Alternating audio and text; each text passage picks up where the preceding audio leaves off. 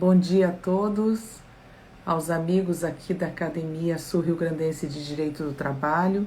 Estamos iniciando uma live sobre responsabilidade trabalhista em época de coronavírus com o ministro Alexandre Agra Belmonte, que está aqui, vamos chamá-lo, e que é uma grande alegria.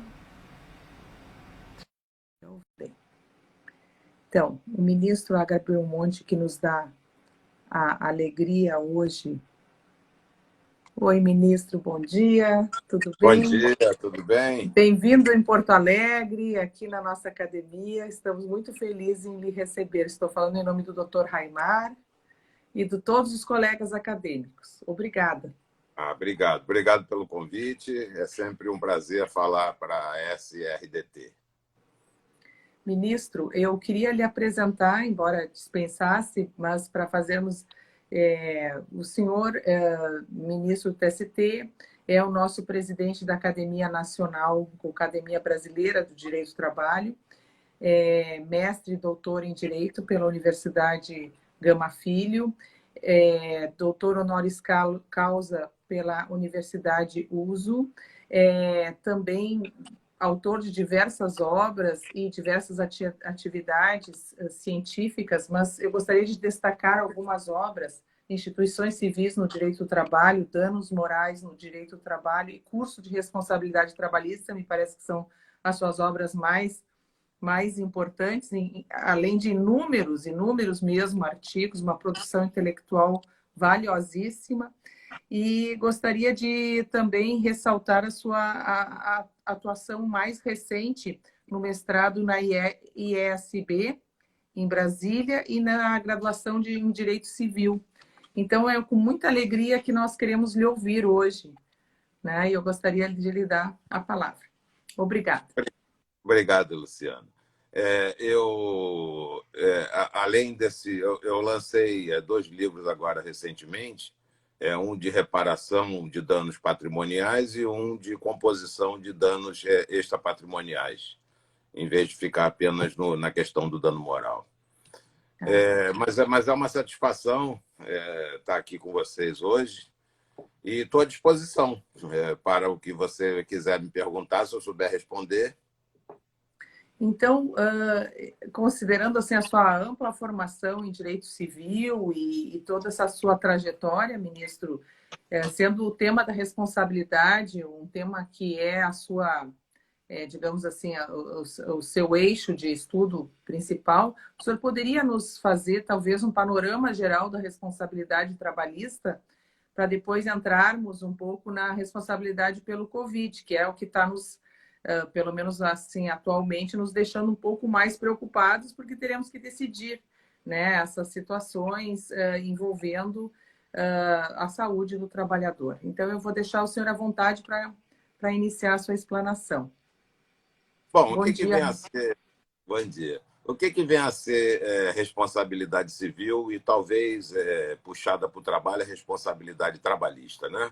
A responsabilidade civil, ela nada mais é do que uma relação jurídica que consiste basicamente no dever de indenizar o dano, né? O dano causado por ofensa da própria pessoa, por ofensa de pessoa sob responsabilidade do ofensor, né? O pai em relação aos atos do filho, o tutor em relação aos atos do tutelado, o proprietário em relação às coisas caídas, né? Então, não apenas a responsabilidade direta, como também a responsabilidade indireta.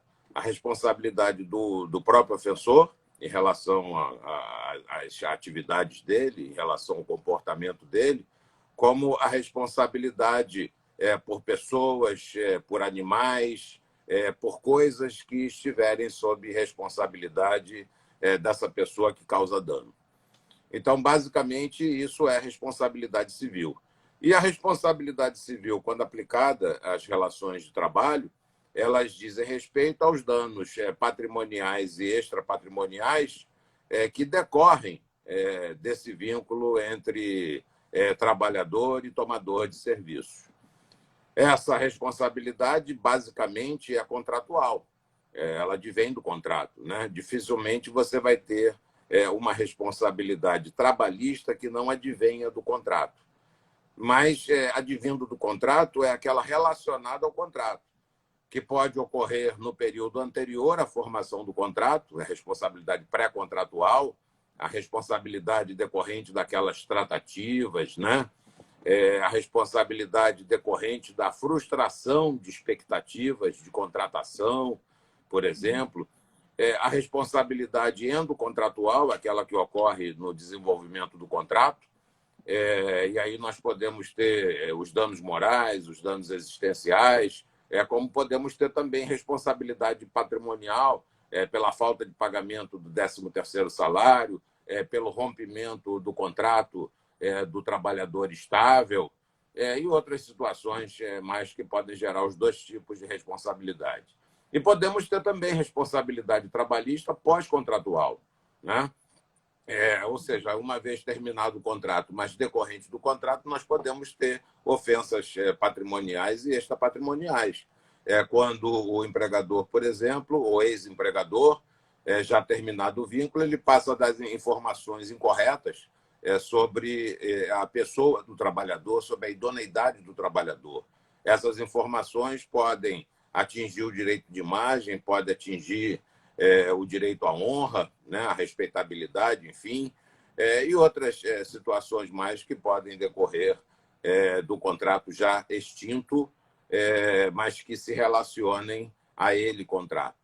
Então, podemos ter esse tipo de responsabilidade trabalhista. Responsabilidade, em síntese, a responsabilidade civil tem um espectro muito grande, né? Você pode ter responsabilidade médica, você pode ter responsabilidade do consumidor, você pode ter responsabilidade civil propriamente dita do empreiteiro, por exemplo, ou então daquele que toma o serviço do empreiteiro, você pode ter responsabilidade na sociedade.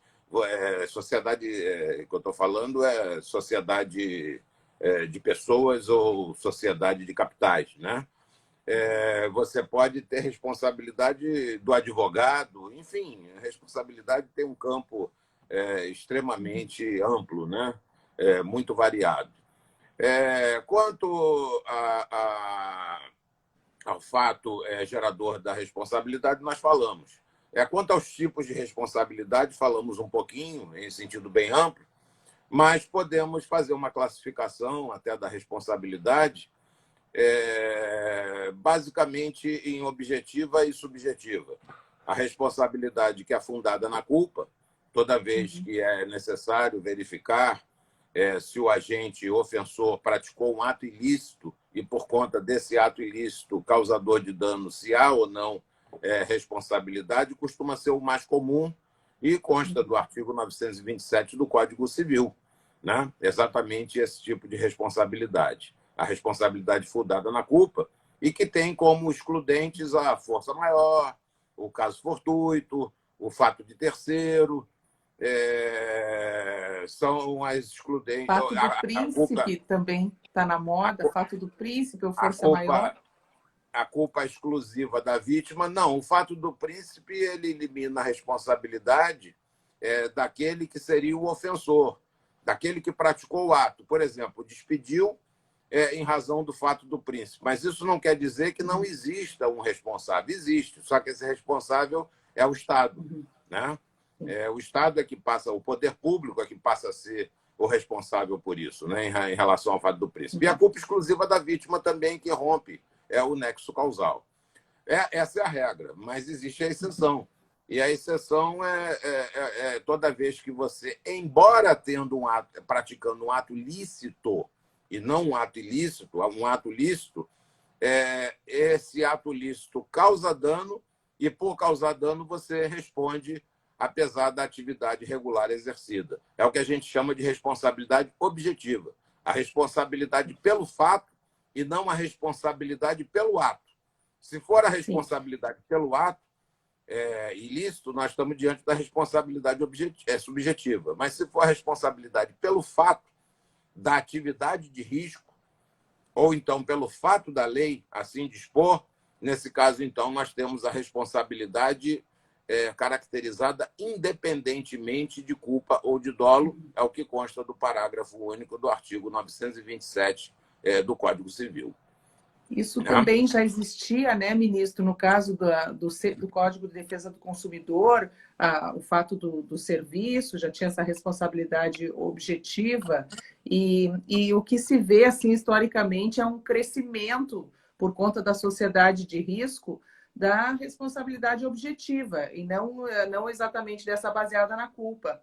E, pelo que a gente tem visto recentemente das decisões do Supremo, e de uma crescente jurisprudência acolhedora da responsabilidade objetiva das relações de trabalho. Isso nos questiona se o artigo 7º, inciso 28 da Constituição Federal, que prevê a responsabilidade do empregador com culpa, ela é compatível com a responsabilidade objetiva. Recentemente, o Supremo disse que sim. Eu gostaria que o senhor trabalhasse um pouco mais essa evolução da responsabilidade na esfera trabalhista. O que o senhor nos diria, né, da subjetiva para a objetiva, né? E até agora com novas responsabilidades, digamos, diante da Lei Geral de Proteção de Dados, o empregador recebe mais responsabilidades e, portanto, ele tem que zelar por aspectos de personalidade do seu empregado, dados. O senhor falava da responsabilidade pós-contratual. O que ele vai fazer com esses dados que ele tem, por exemplo, nos registros de RH? Então, são todas novas perspectivas. Parece que é um tema sempre aberto e sempre novo. É muito interessante ver esse crescimento e esse desenvolvimento do tema. Queria lhe ouvir.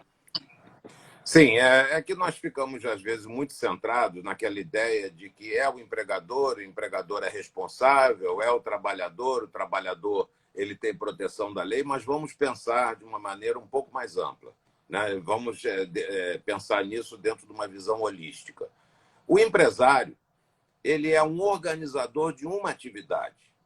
Então, não é pelo fato do empregado, é pelo fato dele organizar uma atividade, dele ser responsável por essa atividade. Ele é responsável por essa atividade, por exemplo, perante o consumidor. Não é apenas perante o empregado que trabalha no ambiente de trabalho subordinado às ordens dele, e sim o fato dele ser um grande empreendedor e que ele responde pelos riscos do seu empreendimento. Está no artigo 2º da CLT, claramente, né? Empregador é empresa individual ou coletiva que, assumindo os riscos da contratação, dirige, assalaria e remunera a prestação de serviço. Em síntese, é isso que está no artigo 2º. Nesse artigo 2º caput, é que está definida essa responsabilidade do empresário desde 1943. O Código Civil de 1916, ele centrava a responsabilidade basicamente na culpa. Então, se por acaso o causador do dano fosse culpado, ele respondia. Se não fosse culpado, ele não respondia. O Código Civil era um código individualista, extremamente liberal, e ele se pautava pela ideia simplesmente do ato ilícito, né? Mas a evolução foi fazendo com que situações fossem aparecendo e o legislador ele foi se pautando por essas situações. Então, excepcionalmente, você tinha no Código Civil de 1916, e por legislação também extravagante, ou a interpretação jurisprudencial da responsabilidade objetiva em alguns casos, ou então a própria lei estabelecendo, como era o caso das usinas nucleares.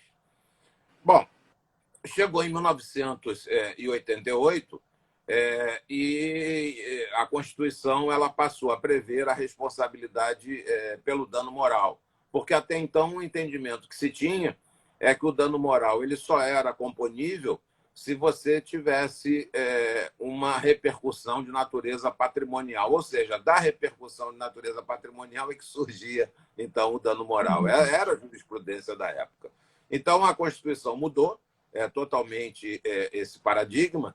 E, em 2002, o Código Civil foi editado, com vigência a partir de 2003, de 11 de janeiro de 2003, se eu não me engano, e passou a regular, no artigo 927, a responsabilidade por culpa, como regra, e a responsabilidade pela atividade de risco, ou nos casos apontados pela lei, como de responsabilidade sem culpa, ou responsabilidade objetiva, ou responsabilidade onde você não indaga a existência de culpa. O fato da responsabilidade ser objetiva e você não indagar a culpa e simplesmente centrar propriamente no exercício da atividade que é lícita, né, que parte do pressuposto de que ela é lícita, isso não faz com que você responda em todos os casos. A hipótese de rompimento do nexo causal, mesmo na responsabilidade objetiva, é quando você está diante do caso fortuito, que essa responsabilidade se transfere para o poder público, né? Então, você, quando pensa nessas hipóteses excludentes, você está apenas querendo identificar quem é o responsável. É um problema de imputação de responsabilidade, né? Então, você imputa a responsabilidade ao poder público. Se for um caso fortuito, você vai imputar a responsabilidade à natureza. Ela é a responsável, mas como a natureza ela não vai responder por isso, pelo menos no atual estágio de desenvolvimento, a não ser que a lei estabeleça em sentido contrário, e às vezes estabelece, normalmente rompe o nexo causal e, nesse caso, não há responsabilidade. A mesma coisa em se tratando de força maior, né? E a mesma coisa em se tratando de fato de terceiro. Mas, ainda que se trate de fato de terceiro, há hipóteses, por exemplo, que o legislador diz que há responsabilidade mesmo assim. Nos transportes, por exemplo, artigo 735 do Código Civil, quando você pensa no transporte de pessoas, está lá escrito com todas as letras que o fato de terceiro não exclui a responsabilidade. Então, apesar de se tratar de responsabilidade objetiva, onde o fato de terceiro seria uma excludente, em determinadas hipóteses, o legislador opta no sentido de que não seja esse fato uma excludente. A mesma coisa, por exemplo, quando você tem uma atividade bancária, né? É uma atividade de risco.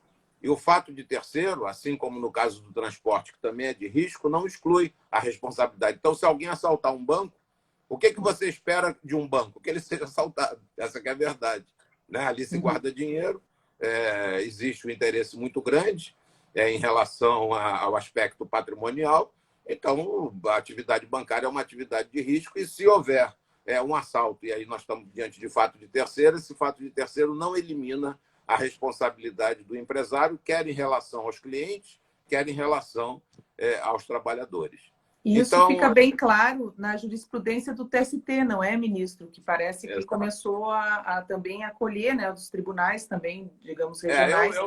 Eu logo que entrei para o TST, estava havendo debate exatamente sobre essa questão da responsabilidade objetiva. Eu integrava a SDI e eu levei em vários processos, alguns em que fiquei vencido, outros em que não, levei a debate essa questão da responsabilidade objetiva, até que o tribunal se firmou no sentido de reconhecer a responsabilidade objetiva nas relações de trabalho.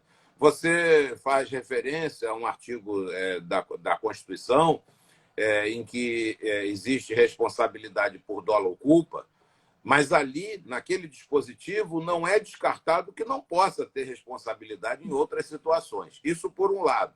Por outro, esse dispositivo ele diz respeito à questão do seguro. Para efeito de seguro, né, seguro previdenciário, é daquela maneira. Mas você tem um outro dispositivo mais adiante em que trata dessa questão da prevenção do ambiente de trabalho contra riscos, em que não se faz essa exigência de verificação de culpa ou dolo para a caracterização da responsabilidade. Em relação aos dados, a mesma coisa acontece, né? Eu, em 2004, se eu não me engano, eu publiquei um livrinho sobre monitoramento da correspondência eletrônica e que acabou sendo utilizado pelo TST num lead case relacionado à possibilidade do empregador usar determinados dados pessoais apresentados pelo empregado. E eu fiz a distinção, era até minha tese de doutorado, entre aquilo que podia ser invadido pelo empregador e aquilo que não podia ser invadido pelo empregador no tocante à correspondência eletrônica. Então, quanto à correspondência eletrônica, o e-mail, né? Vamos falar do e-mail para não falar de Facebook, para não falar de Instagram, para não falar de outras situações mais relacionadas à rede social. Então, eu fiz a seguinte distinção. Quando se trata de ferramenta de trabalho, ou seja, aquilo que é disponibilizado ao trabalhador para a prestação do serviço, aquilo é de uso comum. Então, não há segredo ali, né? Eu te entreguei essa ferramenta de trabalho, você não vai ficar escondendo o que se passa. Aquilo ali é para você se comunicar, não apenas com o empregador, como outras pessoas relacionadas ao empregador. Então, não pode você, por exemplo, utilizar esse meio para ficar, como aconteceu num processo que eu apresentei como paradigma, disseminando arquivos pornográficos. Não é esse o objetivo. Não. O objetivo é a prestação de serviços. E aquele e-mail é para efeito de relacionamento, para melhorar a comunicação interna e não para você disseminar arquivos pornográficos. Você pode até fazê-lo, mas em outro ambiente, de outra forma, não ali. No trabalho, porque não serve para isso. Quanto ao e-mail pessoal, então, ao e-mail corporativo, é possível realmente você adentrar nele. Quanto ao e-mail pessoal, não. Aí, nesse caso, o e-mail pessoal é inviolável, está dentro do segredo das comunicações, né? O máximo que pode acontecer é o empregador, nesse caso, ele advertiu o trabalhador, suspendeu, seja lá o que for, por estar utilizando, se isso atrapalhar o trabalho, utilizando o seu e-mail pessoal para outras atividades dentro da jornada de trabalho. Mas ministro... você me fala em proteção de dados. E aí eu vou falar um pouquinho sobre determinados assuntos. Por exemplo, nesse livro que já está... eu fiz uma nova edição posteriormente, ampliando para as redes sociais. Você tem hipótese, por exemplo, eu ali relato, de uma enfermeira que, em frente à cama de um moribundo, ela resolveu fazer selfies, né? Com festividades e outras coisas mais. Isso atenta totalmente contra a imagem da clínica, do hospital. Outro caso de um trabalhador que resolveu dar cavalo de pau com um trator e colocou na internet, né? Achando aquilo uma maravilha. Resolveu dar cavalo de pau com o trator. Isso depõe contra a imagem da empresa de terraplenagem, ou seja lá o que for, que ela pratique ou que caracterize isso daí.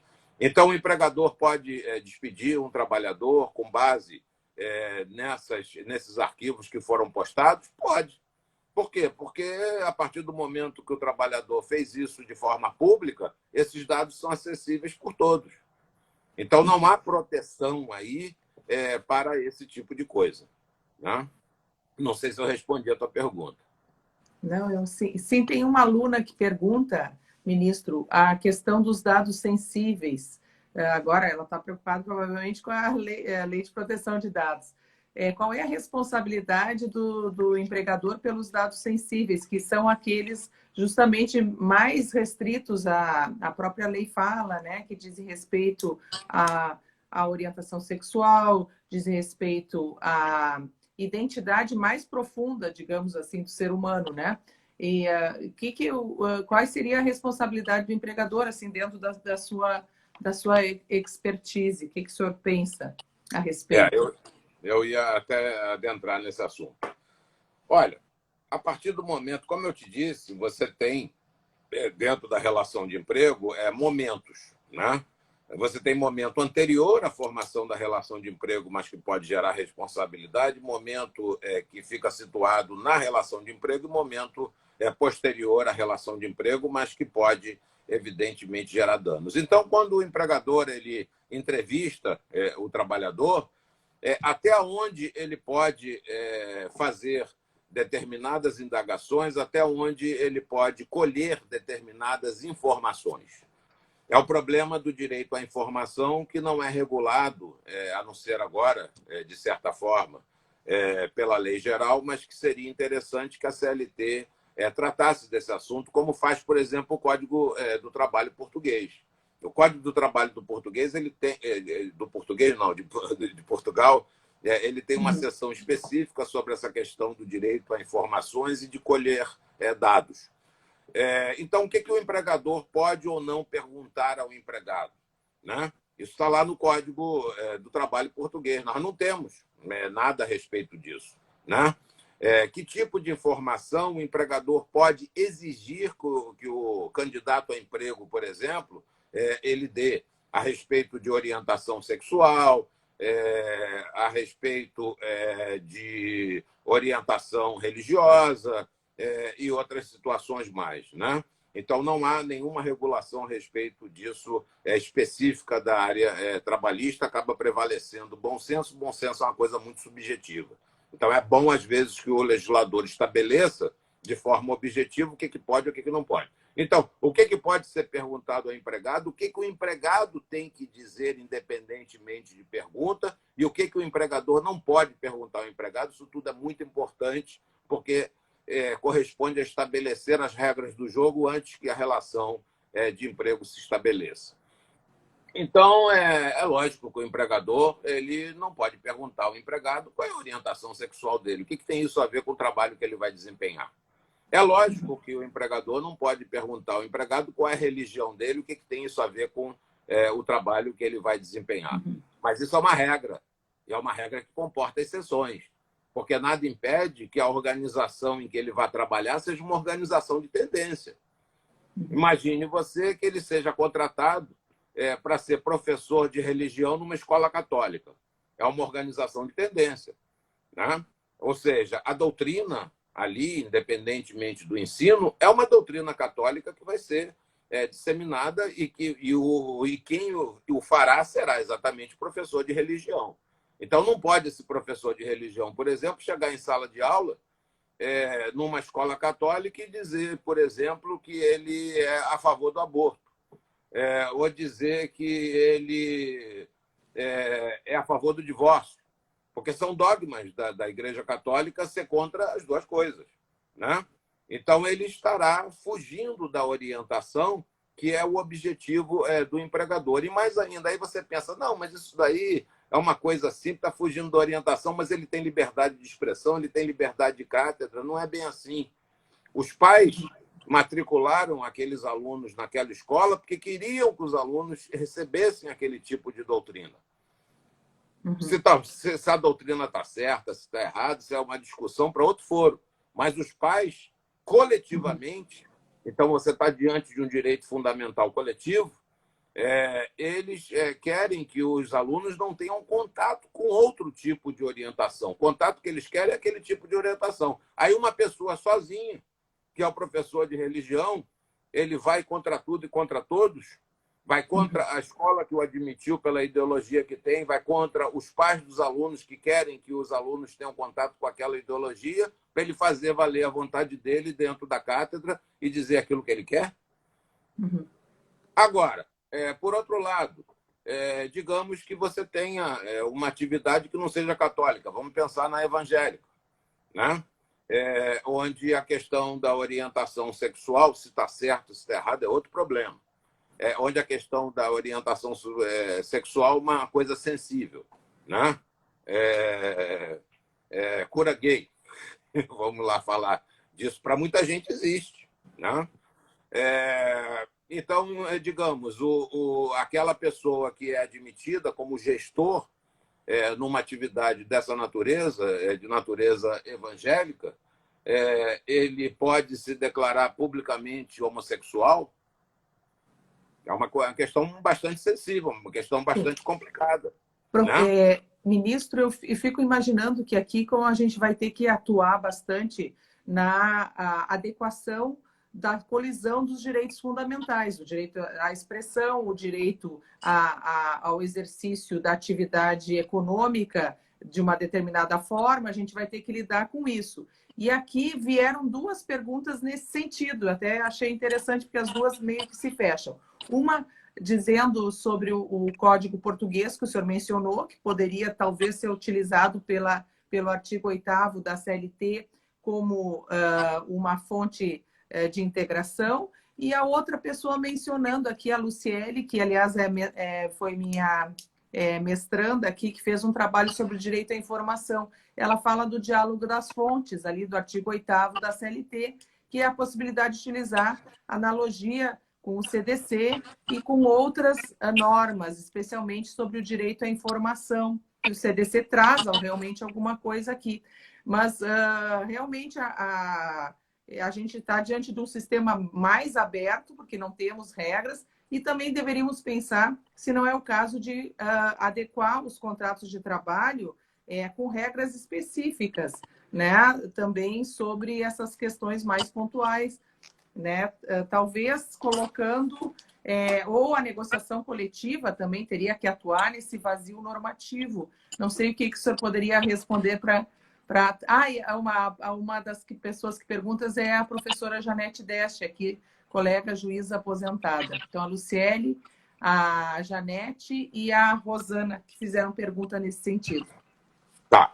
Só para concluir o que eu vinha falando, no entanto, se não for o céu daquela empresa de natureza ideológica, se for o jardineiro que é homossexual, que diferença vai fazer esse tipo de trabalho em relação àquilo que ele desenvolve, né? É a mesma coisa que você, por outro lado, contratar uma pessoa para trabalhar na sua organização de proteção a imigrantes e que essa pessoa, no entanto, é presidente de um partido político que é contra os imigrantes. São situações que se confundem, né? Que se confundem, não, que se chocam, e nesse caso não há como você manter o contrato de trabalho. Bom, eu gostaria que o artigo 8º da CLT ele tivesse realmente, em termos de interpretação, esse alcance a que se refere, a que é referido na pergunta, né? Ou seja, que na falta de lei, ao contrário daquilo que... Ao contrário, não, em complementação e de forma até mais extensa do que consta da lei de introdução às normas do direito brasileiro, artigo 4º, eu acho, se eu não me engano, 3º, 4º, que ele tivesse esse alcance em que a jurisprudência, o direito comparado, né, a analogia, os costumes, os usos, etc. e tal, tudo aquilo pudesse ser integrado de forma plena na interpretação e na aplicação e interpretação do direito. Mas, na verdade, não é assim. Normalmente, os tribunais objetivam e reduzem. Em vez de ampliar, eles costumam reduzir normas abertas como essa, que não vou falar de conceitos indeterminados, mas são cláusulas gerais, sem dúvida nenhuma, né? Então, é possível você utilizar o Código Português, é possível você trazer a doutrina portuguesa, e aí, nesse caso, dentro do conceito, entre aspas, de doutrina portuguesa, estaria o Código do Trabalho Português, para apresentação como referência, mas não como integração. Como integração, não é possível fazer isso. Mas é possível você fazer essa integração do direito estrangeiro, então? Mas de outra forma, quando se trata de um tratado internacional ratificado pelo Brasil, quando se trata de uma convenção, por exemplo, da OIT, né? Então, os tratados e convenções ratificados pelo Brasil, aí sim eles podem ser trazidos como integração. Você não pode, por exemplo, fazer a integração da Convenção 87, porque a Convenção 87 não foi ratificada pelo Brasil, porque ela contradiz aquilo que está na Constituição a respeito da questão da liberdade sindical. Então, não pode ser utilizado assim, de forma ampla. Agora, você pode utilizar costume? Pode. Você pode utilizar uso? Pode, desde que você comprove, ainda que dialeticamente, que aquilo, naquela região, ou aquele modo de prestação de serviços ou modo de remuneração, seja lá o que for, de desenvolvimento, é o que se costuma observar como prática, né? Aí é possível você fazer isso. Quanto à questão do diálogo das fontes, eu o faço, né? O meu livro de instituições civis no direito do trabalho é exatamente nesse sentido, dessa integração necessária entre as fontes. E aí a própria CLT estabelece no artigo 8º, né, no parágrafo dele, que o direito comum, e aí não é só o direito civil, é o direito comum, e aí nós podemos falar também do Código de Defesa do Consumidor, ele pode ser integrado à CLT porque a lei é um sistema unitário. Então, quando você atinge a honra de uma pessoa, você pode ter consequências criminais, você pode ter consequências civis, você pode ter consequências trabalhistas, né? A mesma coisa acontece no acidente do trabalho. Você tem consequências previdenciárias, você tem consequências trabalhistas, né? Então, o diálogo das fontes realmente é bastante importante a fim de você fazer integrações da lei, porque a lei é um sistema. E por isso existe até interpretação, um dos tipos de interpretação é a interpretação sistemática ou integrativa, né? Você vai fazer realmente essa integração. Quanto à forma de você analisar determinadas coisas quando você está em colisão de direitos, ou como diz a Maria Helena Diniz, antinomia, e não propriamente colisão, porque colisão seria você negar um dos direitos fundamentais para dar prevalência a outro. Ao passo que a antinomia é você fazer um ajuste, você fazer uma harmonização. Aquele direito fundamental vai continuar existindo em todos os outros casos, em todas as demais circunstâncias.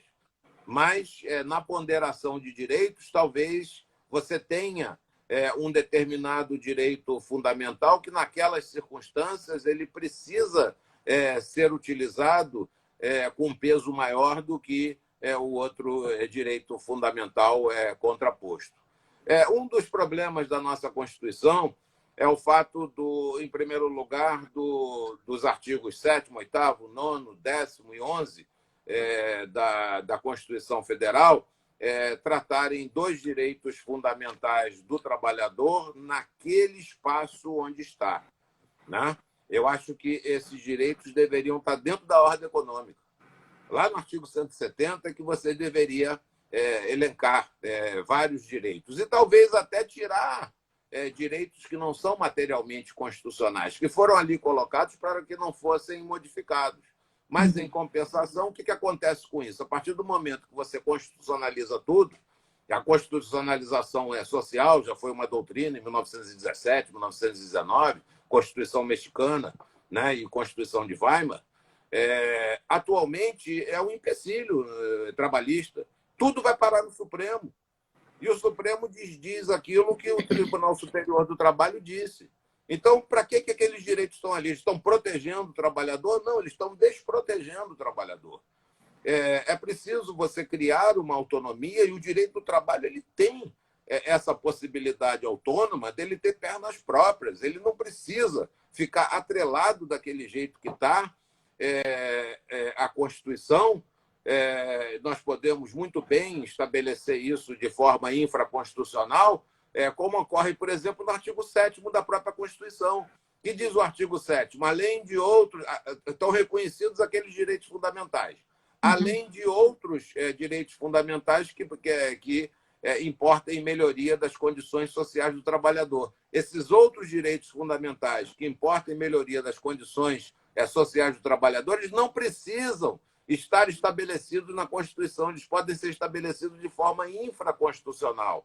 É o caso, por exemplo, da vedação à dispensa no caso de pré-aposentadoria do trabalhador. É o caso, por exemplo, da estabilidade do trabalhador, ou garantia de emprego, como queira, em se tratando de empregado acidentado, e vai por aí afora. Então, não precisa realmente você colocar na Constituição para proteger. O que você precisa colocar na Constituição são aquelas normas gerais de proteção, irredutibilidade salarial, a não ser em exceção, né? Equiparação do trabalhador avulso ao trabalhador empregado, a jornada de trabalho de natureza geral. Isso sim você deve levar à Constituição. Agora, outras coisas mais, é desnecessário que você constitucionalize. Você só cria problema com isso. Nós criamos um problema sem tamanho. O Tribunal do Trabalho diz uma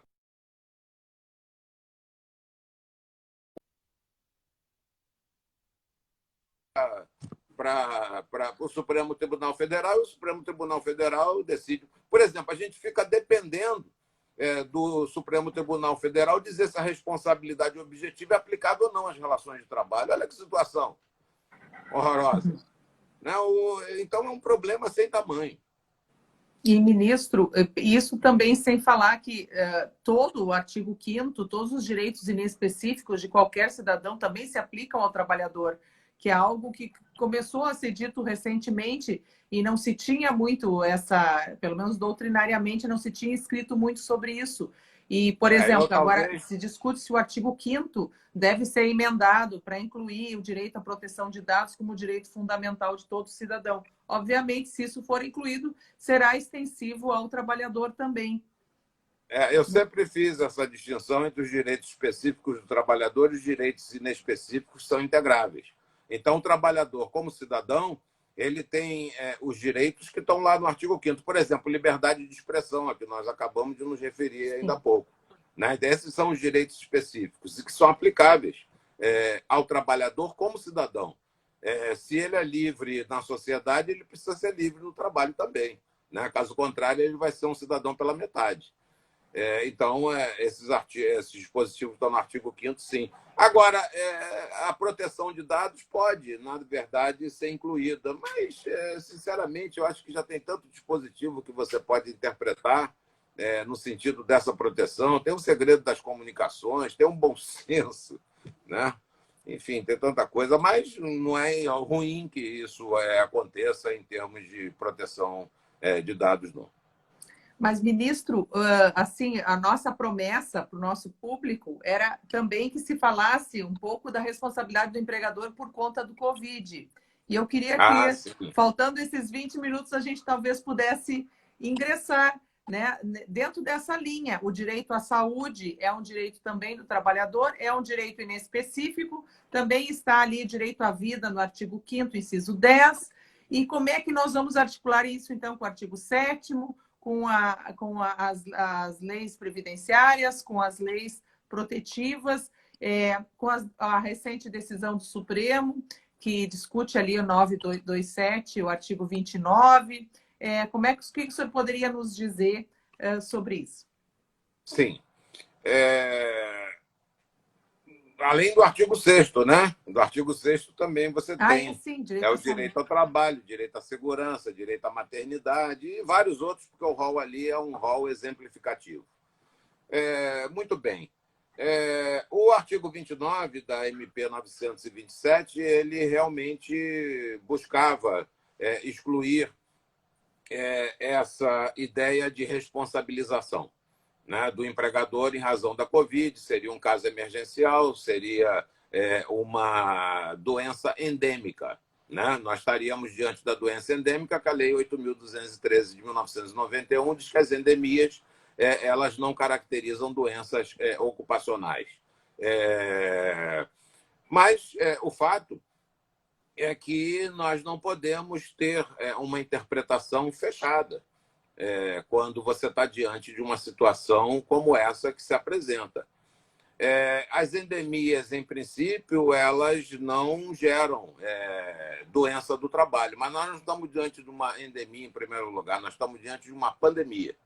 Então, em primeiro lugar, isso. Nós temos alguma coisa com uma abrangência um pouco maior do que um simples resfriado ou uma situação de outra natureza. Então, nós estamos diante de uma doença potencialmente ofensiva. Mas isso, por si só, também não diria nada, porque trata-se de uma doença que advém do fato da natureza. Ela é tipicamente um caso fortuito. A CLT é que não faz a distinção entre caso fortuito e de força maior. No artigo 501, fala da força maior de forma abrangente. Né? Então, ela seria fato da natureza e nós estaríamos diante do fato de que, de qualquer maneira, nós teríamos uma interpretação muito parecida com a interpretação que já consta do artigo 8.213. Mas precisamos pensar numa situação um pouquinho diferente. A partir do momento em que existe um ambiente de trabalho, a partir do momento em que o empregador é responsável pela integridade do trabalhador em relação a esse ambiente de trabalho, que deve ser um ambiente não apenas saudável, como também um ambiente seguro, é preciso que o empregador dote esse ambiente das condições para que o trabalhador não venha a adquirir a doença derivada da pandemia, que é a Covid-19.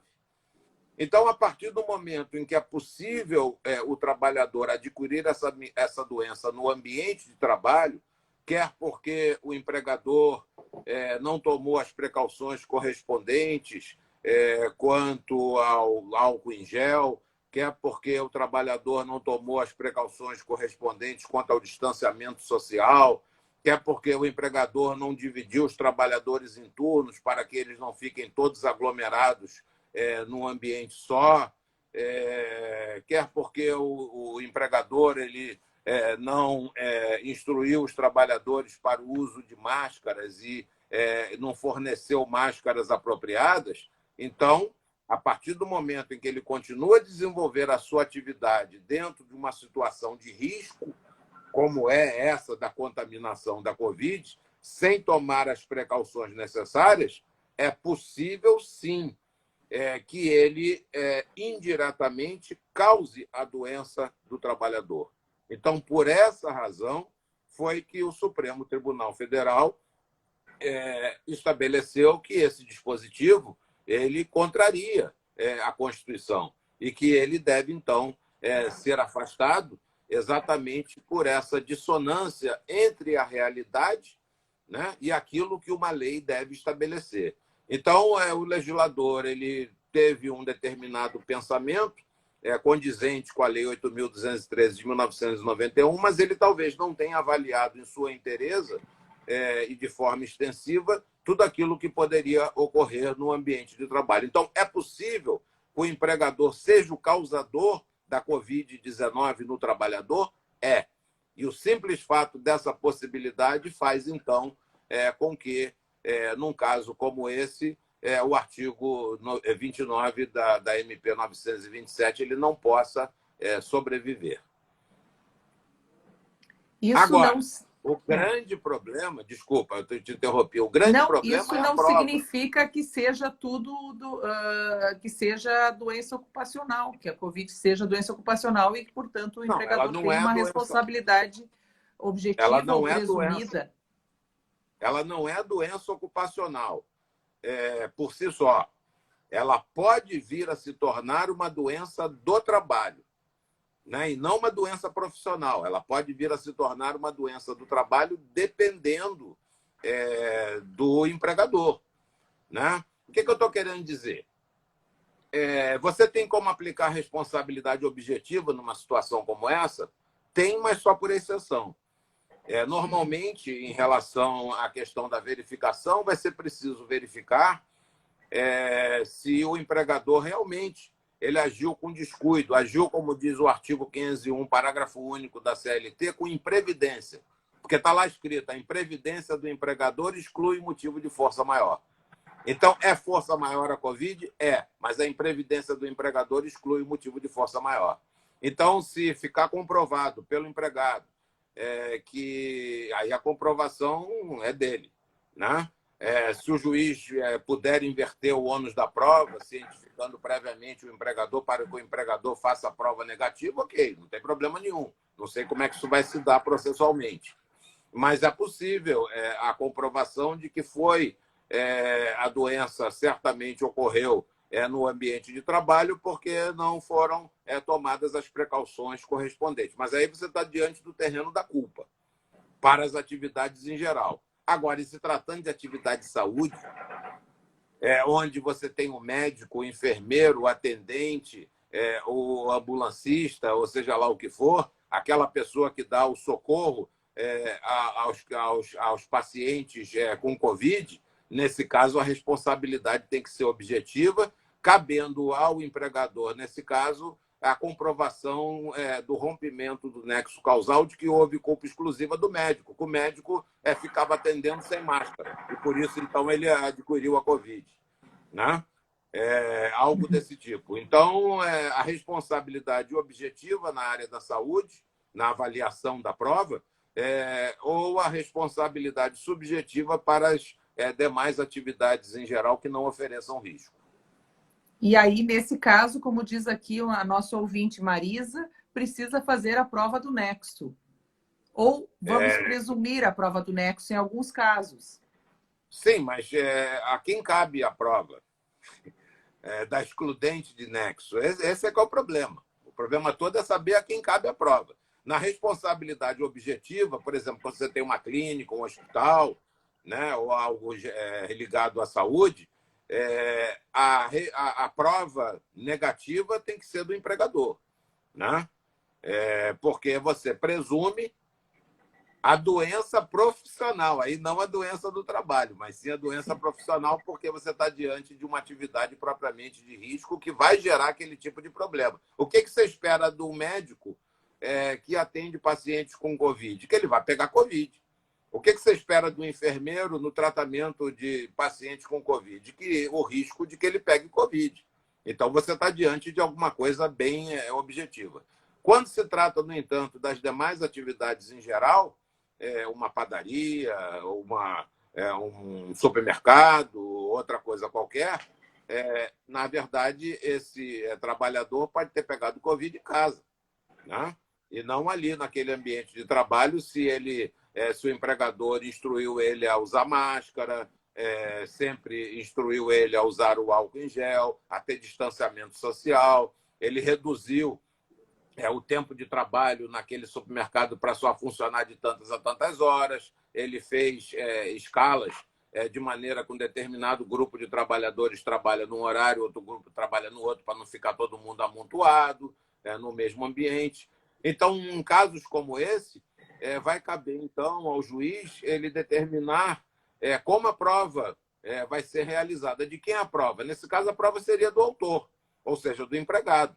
O empregado comprovar que, apesar dos cuidados tomados pelo empregador, ainda assim houve a contaminação no trabalho. Ele vai ter que provar que houve a contaminação no trabalho ou que, presumivelmente, essa contaminação ocorreu no trabalho. E, nesse caso, nada impede que o juiz possa inverter o ônus da prova, passando ao empregador comprovar que tomou todos os cuidados necessários.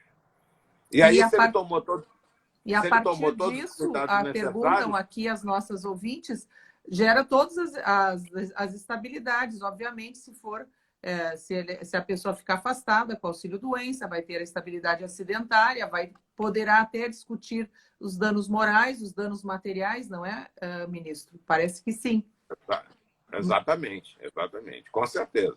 Se por acaso ele ficar incapacitado, aí discutir dano moral, sim, com certeza, né? Afinal de contas, se o empregador agiu de forma a causar a doença ao trabalhador, ele colocou a saúde desse trabalhador em risco. Agora, quanto a uma eventual indenização patrimonial, vai depender. Se por acaso o empregado, o trabalhador, desde que comprovada a culpa do empregador, ou desde que comprovada a atividade de risco, se ele por acaso ficar com alguma sequela, uma sequela pulmonar, né? Uma sequela renal ou algo de outra natureza. Ministro, eu acho que cortou aqui um pouco. Eu estou te ouvindo bem. Você está me ouvindo? Ah, não, agora cortou um pouquinho. Mas isso mesmo, o nosso presidente aqui, Raimardes, tema polêmico abordado magistralmente. É o que eu acho também.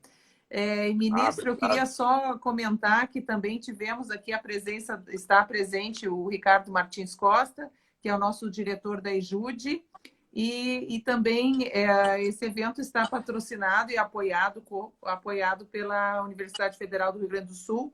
Então, é uma tripla alegria, porque nós temos aqui 3 entidades e pessoas que lhe ouvem, e além de todos os nossos queridos ouvintes aqui do Brasil afora, né? Estou vendo bastante gente de diversos lugares. Mas, ministro, a gente está chegando ao fim e eu queria lhe dar a palavra para suas considerações. Assim, a gente está longe de esgotar o tema. Alguém falando aqui em lucros cessantes, era mais assunto ainda. Então, eu vou lhe deixar 5 a 7 minutos finais e já lhe agradeço desde logo e vou deixar o senhor com a última palavra. Tá bem? Pois não. A questão do lucro cessante. O dano emergente é aquele prejuízo imediato que você afere, né? Não que o lucro cessante não seja um prejuízo imediato, mas é sempre um prejuízo futuro, aquilo que você deixa de ganhar. É possível, nesse caso, o lucro cessante? Sim, lógico, né? Evidentemente, pode acontecer. Então, se o trabalhador tiver diminuído a sua capacidade de trabalho, nesse caso, então, você vai estar diante de uma composição de lucro cessante em relação ao futuro. Seria basicamente isso. Mas, Luciane, a Covid ela demonstrou duas coisas. Em primeiro lugar, como a CLT, apesar de todos os pesares, ela é atual. Ela não é atual para determinadas coisas, né? Eu acho que falta muita coisa na CLT e acho que ela está divorciada da realidade em vários aspectos. Mas, pelo menos nesse aspecto, ela é atual, porque a CLT prevê, no artigo 501, a questão da força maior, prevê, em relação à sua caracterização, prevê que a imprevidência do empregador afasta o motivo de força maior, prevê indenização por metade, caso o empregador tenha que despedir o trabalhador por motivo de força maior, prevê o fato do príncipe, quando a responsabilidade é da autoridade pública, em relação à extinção ou paralisação da atividade. A CLT prevê a suspensão do contrato em razão de uma situação de crise. O que a MP fez foi complementar, né? A CLT prevê a questão da redução do salário por motivo de força maior. O que fizeram as MPs 927 e 936? A MP 927 disse que o teletrabalho podia ser designado por determinação do empregador, mas o teletrabalho está na CLT. Falou de antecipação de férias, né? As férias estão reguladas na CLT, lógico que é possível, nesse caso, antecipar diante da hipótese da emergência.